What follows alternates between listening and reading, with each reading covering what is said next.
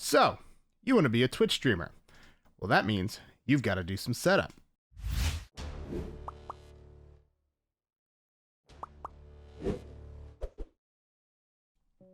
So for this video, I'm going to be using OBS Studio, but a lot of it will apply to Streamlabs OBS as well, if that's what you use. I do personally recommend using OBS Studio, but that's potentially a future video and or rant on my stream. But as I said, we're going to focus on OBS Studio for the most part. If you have questions about any of the settings that I do and you use Streamlabs OBS, feel free to leave a comment below and I'll be happy to answer it. I have a lot of experience using both. I'm VileShrew. You can catch me streaming on Twitch, and I will put the address here, and then also it'll be in the description. This is OBS Studio. This is the program that I personally use to do my personal Twitch stream. It's also what I recommend you use, but a lot of the settings and a lot of the way that this works is pretty similar if you're using Streamlabs OBS or any other streaming programs, but I am currently using OBS Studio. This is 26.1.1, which is the most recent update at the time of this video. So just a quick overview of what we've got going on over here, in case this is the first time that you are seeing it. Keep in mind that this video is more focused on settings, so this is just going to be a real quick overview of this part. Over here you have kind of the scenes. These are where you create basically each scene of your stream, which will consist of different sources. Over here, different components that go into each of those scenes. So just for an example, I have this one here, which I have a transition that I've had set up here, and this goes to a recording of me, just my camera recording my face. This is the source right here, which I can turn on or off, and then mic, audio, everything like that. This is your audio mixer, and then your controls. This is kind of the default setup of that. What I've got up here is I've got my alerts through the Streamlabs alerts pinned into my OBS. What you can do, you can kind of customize a lot of these things, move them around, kind of whatever tickles your fancy, I guess. But as I said, the main thing that we are going to be getting into is settings. When you first open up the settings, you will see the General tab. Most of this is actually pretty cosmetic. You can change your language here. You can change the theme of OBS. This will not affect your actual scenes that you're outputting to Twitch. This is just literally to change the look of OBS. I personally like the default. I think it's real nice and clean. But take a look at each of them. You might disagree with me, and that's totally fine. It does not matter. The rest of this, as I said, is all preference. So go through these. You can change these as you want for the most part. But for I had kept most of this at default, and I've found that to be fine. Then we move on to the Stream tab. When you first start up OBS Studio, it'll give you the option to log into the service. So first you select the service. I'm choosing Twitch, and then you can literally just log in. You can you just type log in, do your account. The other option that you have is to set it up through a stream key, which you can get from the Twitch settings, but easiest way, you just log into Twitch and give it permission. The biggest first section that we're going to be talking about, and this will be broken out into a couple parts, is going to be the output settings. And this is where we're going to start to set the settings that are actually affecting the Twitch stream. So first off, look in the output mode up here. Make sure this is on advanced so that you get all of the options that we're looking for here. We're going to skip down. I'll talk about the audio when we get to that part. But first, we're going to start off setting the encoder. There are two options here. There is this one and this one. So X264 is going to be our software encoder, and the NVIDIA NVENC is going to be our hardware encoder. So what that means is the X264 is going to use the CPU to encode your video, and the hardware encoder, if you have an AMD one, this will be different, but the hardware encoder is going to offload some of the encoding process onto your GPU. Picking one of these two is going to depend on a couple of things. You could have a dual streaming PC, which means that if you have a separate gaming PC, you're probably going to be wanting to use this one, and that is because this one gives you a decent amount of quality. It looks really nice at like a lot of different bit rates. It's really, really good. And if you are already offloading all of that processing power by having a second PC, it's probably the best one that you should go with. If you have a single PC setup and you have an NVIDIA RTX card, I'm going to recommend you use the NVIDIA encoder, and the hardware encoder does a lot to alleviate some of that stress off of your CPU. By having there's actually a chip in the RTX cards that helps. It's specifically there for stream encoding, so it's not using a ton of resources from your GPU, and in general, you're going to get actually better frames and things like that on the stream by using this. So before we set our bitrate and resolution and things like that, you're going to want to make sure you take an internet speed test. So I'm going to link that right there. It'll also be in the description. You can do the Google one or the Ookla one, does not matter. But what you're going to be looking for is your upload speed. You'll notice that the upload speed is measured in megabits per second, so Mbps, but your bitrate is measured in kilobits per second. So the conversion there is that 1 megabit per second is equal to 1000 kilobit per second, right? So if your speed is 10, your upload speed is 10 megabits per second, that means that your max bandwidth is 10,000 kilobits per second, right? So you should just set that to 10,000, right? No, don't do that. That's wrong.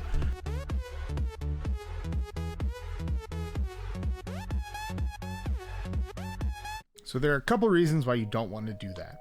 One, Twitch's absolute max, if you are an affiliate or lower, is 6,000 for your bitrate. So that's the absolute max that you can get to. So if you have a ton of speed and you want the highest quality possible, then you're going to set it to at a maximum 6,000. But it's also going to depend on a couple other things. If you are an affiliate or lower, keep in mind that you might not always get source options. So you know how like you can check and click on the source options and in a stream and you can get like 1080p, 720p, etc., etc., etc. You don't always get that. And so what that means is that people are going to be locked at whatever bitrate you are streaming at. So if you choose too high of a bitrate, you have to understand that people with a slower internet than you might not be able to watch your stream. And when you're growing, you want as many people as possible to be able to view your stream. So sometimes setting the bitrate too high will occasionally get rid of viewers in a time when you want to be getting as many viewers as possible into your channel, right? So it's just something to keep in mind. If you regularly are getting those source options because of the time you stream, because I believe how it works, and I could be wrong with some of this, but this is to my knowledge still how it works. Partners always have source options, and then whatever is left over in their bandwidth to allow you to do that rolls off into the affiliates. If you are not an affiliate, you almost definitely do not get source options, period. Unless I think you are just extraordinarily lucky. But in the affiliate program, you sometimes are going to get them, you sometimes aren't. So it's just something to keep in mind. So in general, as a maximum as well, instead of just going as high as you can with your internet speed, take about 25% of that number that we figured out before, and you use that as your absolute maximum possible. So for example, with 10, 25% of that I believe would be 2,500, right? As your absolute maximum bit rate. And the reasoning behind that is that you're not only using the internet for streaming. You have other devices using your internet. You're going to be looking at your game, which could be going online. You want to leave some wiggle room there. So with all of this information, I think a good place to start for most people is to end up downscaling your stream into a 720p stream at 60 frames per second. Keep in mind with the bitrate, if your bitrate is too low and you have your resolution too high, if you're playing any game that has some sort of like fast motion, you're gonna get these kind of like blurry, like pixelated looks that you may have seen before just like looking at the streams on Twitch. So to avoid that, if you're downscaling to 720p at 60 frames and you have a bitrate that can keep up with that, chances are your stream is going to look better than trying to go for a 1080p stream with a lower bitrate. And even at 6,000, I find that I don't necessarily want to do straight up 1080p at 60 frames. I actually on my stream do downscale a little bit, even though I do personally stream at 6,000 bitrate. So keep all of that in mind. This is a setting that you're going to probably end up tweaking a little bit, even past this, because it really depends on your system, your internet, things like that. But keep in mind as well that the bitrate will affect performance, and the amount of frames, it's doubling the amount of bitrate that you need when you go from 30 to 60. So keep all of that in mind when you pick your settings. And I'll put a little graph up here to show kind of just some recommended things with bitrate and resolution, but make sure you pick one, and then I'm going to keep going through the rest of these settings. Okay, so starting off in the streaming output, we're going to look at the encoder. Let's do it first on the NVIDIA encoder. And we're going to keep this rescale output unchecked for now. The rescaling we're actually going to do in the video setting. So we'll do that in a second. First, we're going to look at the rate control. We're going to keep this at CBR.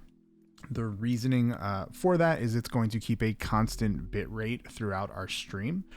You can technically do a variable bit rate here. If you, for some reason, needed to do that, that is where you would be able to change that. I would not necessarily recommend it. I think it's better to find a constant quality that's going to stay consistent throughout your stream and just give yourself the best quality option there. So I'm going to recommend for most people to just pick CBR. Here you're going to enter your bit rate, whatever you chose in kilobits per second. So enter that here.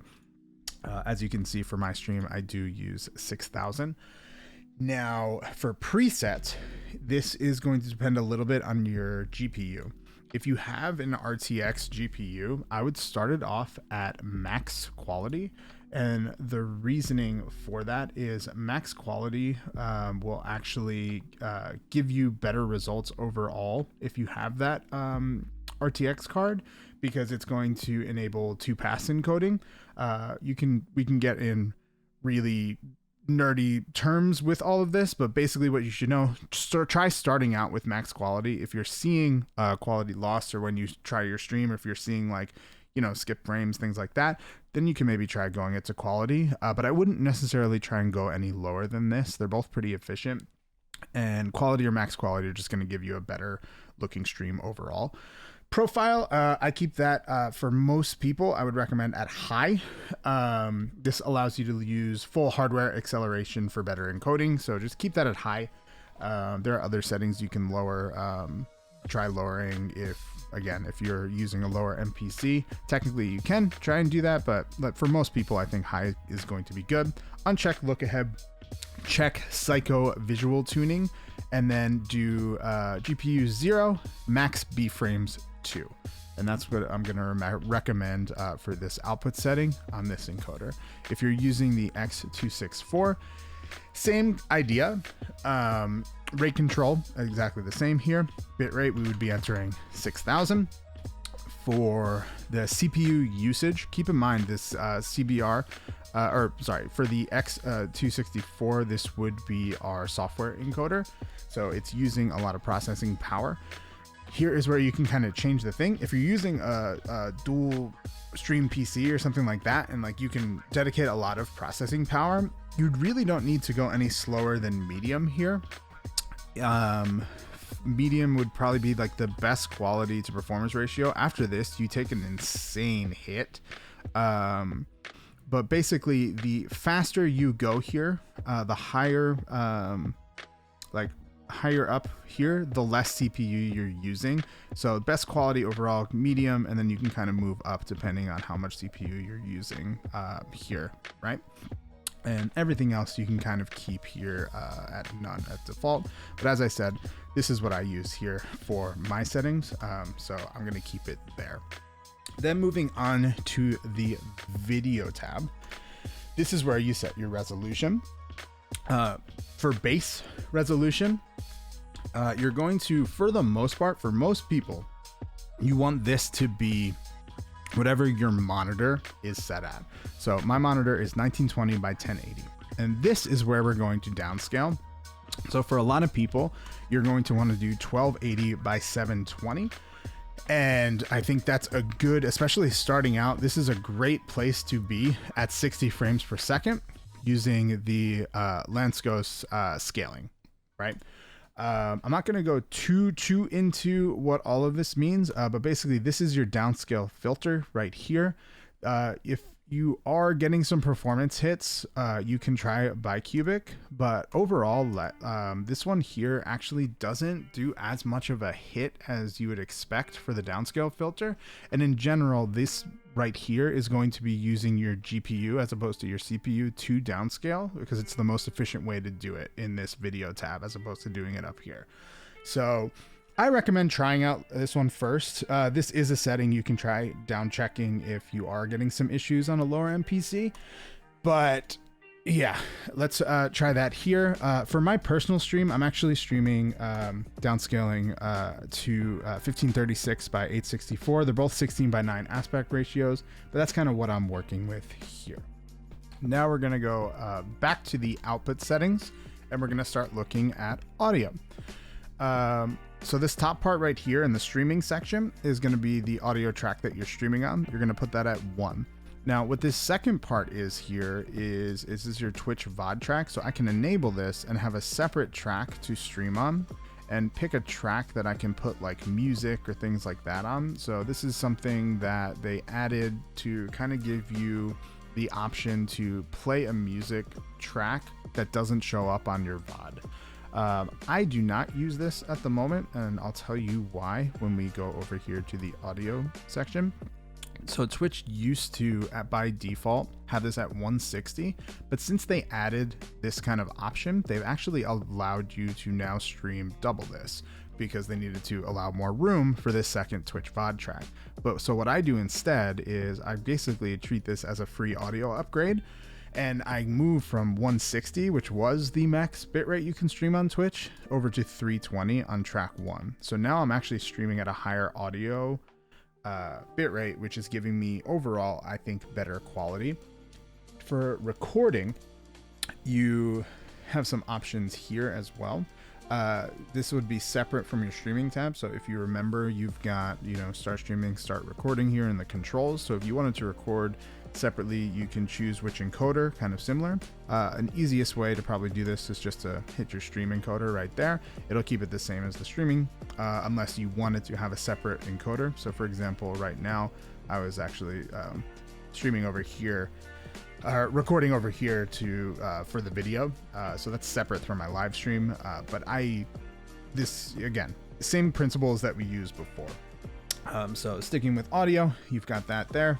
320 is what I set that at. And then when we move down to the actual audio tab here, I keep my sample bitrate at 48.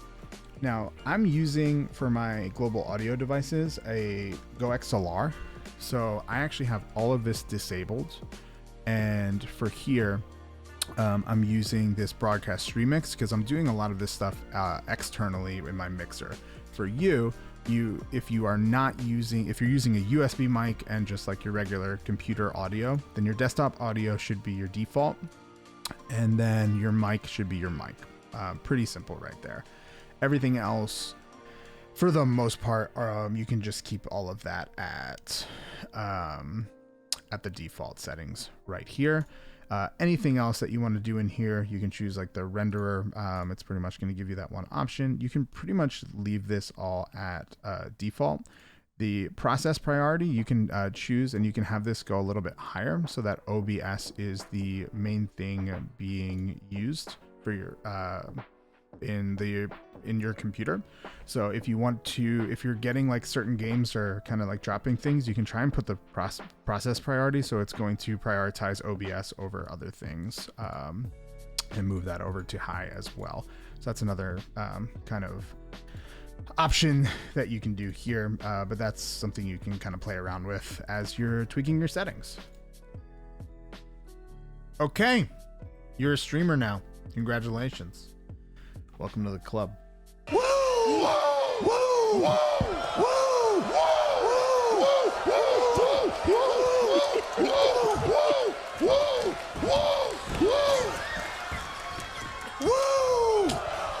Remember, this is more of a guideline than like a definitely do every single thing that I did, but it should be a start. Treat it as a starting point, right? So take all of this, tweak it up or down depending on what you've got. And the goal is to get as high of a quality stream as you can run yourself and get people into without sacrificing, you know, your gaming performance and things like that. So you want to strike that kind of nice balance, but that's it. That's what I got for you for this one. So if you liked what you see, comment, subscribe, like, all that stuff, and follow me on Twitch if you guys want to hang out. I stream all the time, and we do really fun content with a bunch of really cool peeps. So come hang out with the community. And yeah, if you have any questions, leave them down below. I'd love to know. Leave me some feedback, etc., etc. Thanks so much. I'll see you later. Why am I doing this? What is this?